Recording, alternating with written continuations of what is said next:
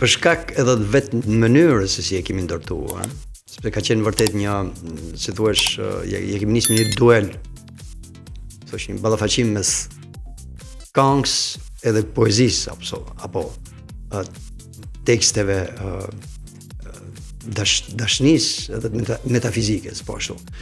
Tani çështja ishte se pse në vende të vogla, pse në vende të braktisura.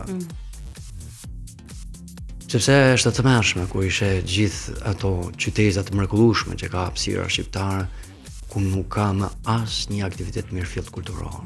Këtë pashëm fshatin tim. Thash unë ka si fëmijë kam pa, kishte një qendër kulture, një sallë të mrekullueshme, 240 vendeve dhe mbas 8 vitesh për herë të parë e mbushën plot.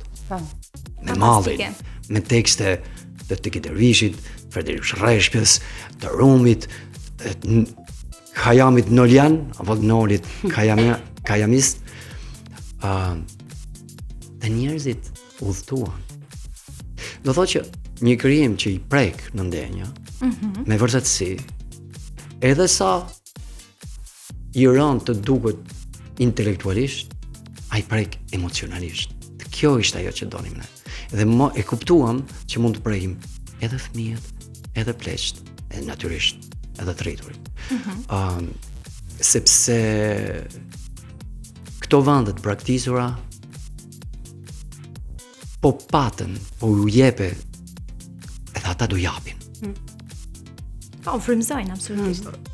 Dhe mallin në rrugtimin e ri të fundit, se ne gjithnjë ndryshojmë mallin, e ndryshojmë sistematikisht. Okej, kjo është e rëndësishme. Është edhe sfidë, është edhe sfida dhe tani e kemi ndryshuar. E ndryshuam edhe për fëmijët që luajtëm në Bago, në afër fshatit ton, afër fshatit Domën, e luajtë për herë të parë dhe nuk e di, për ne ishte edhe sfidë, po edhe një tërkohë një lloj lumnimi kur pam fytyrat e tyre.